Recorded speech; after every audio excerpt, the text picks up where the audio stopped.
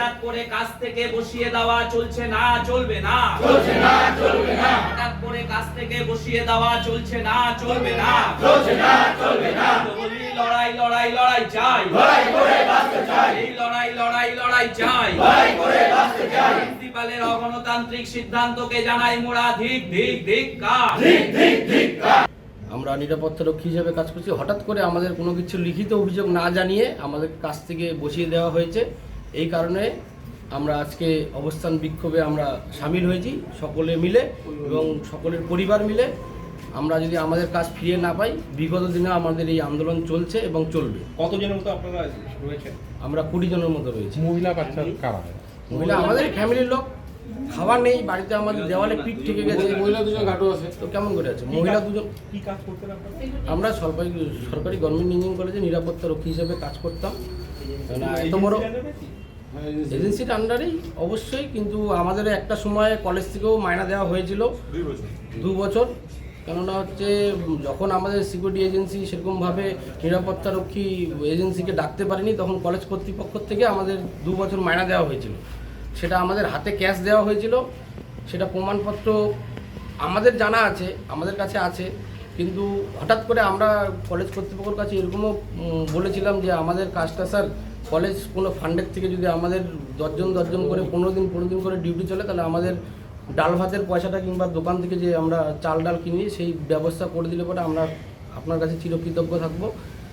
সেরকমভাবে আমরা এখন কারা করছে এই কাজ? এখন কাজ তো কেউই করছে না। এখন হচ্ছে যেহেতু আমাদের সরকারি গভর্নমেন্ট ইঞ্জিনিয়ারিং কলেজে আমাদের সাথে আমাদের সৈনিক বোর্ডের 10 জন আছে। গোটা ক্যাম্পাস সৈনিক বোর্ড, খালি আমাদের কলেজের গেট কিংবা এই আশেপাশে জিনিসটা দেখে টোটাল দায়িত্ব আমাদের উপরেই ছিল। কলেজ ক্যাম্পাসের টোটাল অনেক একর জমি, আপনারাও হয়তো জানেন, আপনাদের সংবাদ মাধ্যম জানাই আছে যে এত একর জমির মধ্যে 10 জন সিকিউরিটি গার্ড দিয়ে তবুও ওরা 3 জন 4 জন করে গেটের মধ্যেই থাকে, তবুও আমরা টোটালটাকে ট্যাকেল করতাম সুন্দরভাবে। তো আমাদেরকে কিসের জন্য বসালো, কি কারণে বসালো সেটা তো আমরা জানি না। কোনো কাগজপত্র দিয়েছে বসানোর আগে? না, আমাদেরকে কোনো কিছু। প্রিন্সিপাল কি বলছে? প্রিন্সিপাল বলছে তোমাদের অ্যাপ্রুভাল সরকার থেকে করেনি। তো আমার রিকোয়েস্ট আমাদের রাজ্য সরকারের কাছে, স্যার আমরা 20টা ফ্যামিলি আমরা খুব খারাপ পজিশনে আছি, আমাদের কাজটা আমাদের দ্রুত ফিরিয়ে দিলে পরে আপনার কাছে আমরা চিরকৃতজ্ঞ থাকব। প্রায় 20 জন নিরাপত্তা রক্ষীর কাজ করতেন। তারা 15 বছর থেকে কেউ 10 বছর কাজ করেছেন, কেউ 14 বছর কাজ করেছেন। এদেরকে হঠাৎ করে গত মাসের 1 তারিখ, মানে এ মাসের 1 তারিখেই এক মাস হতে চললো, তাদেরকে কোনো রকম নোটিশ ছাড়া, কোনো রকম অভিযোগ তাদের বিরুদ্ধে নেই, কোনো রকম লিখিত কোনো কাগজ নেই, হঠাৎ করে মৌখিকভাবে তাদেরকে কাজে আসতে বারণ করা হয়েছে। ফলে এই যে 20 জনের পরিবার, তাদের যে বউ, ছেলে, মেয়ে, মা, বাবা, তাদেরকে নিয়ে এরা অথৈ জলে পড়েছে। ফলে আমরা আজকে এরা আমাদের ইউনিয়নের সদস্য, ফলে প্রত্যেকে এখানে তাদের পরিবার নিয়ে আজকে অবস্থান বিক্ষোভ হচ্ছে।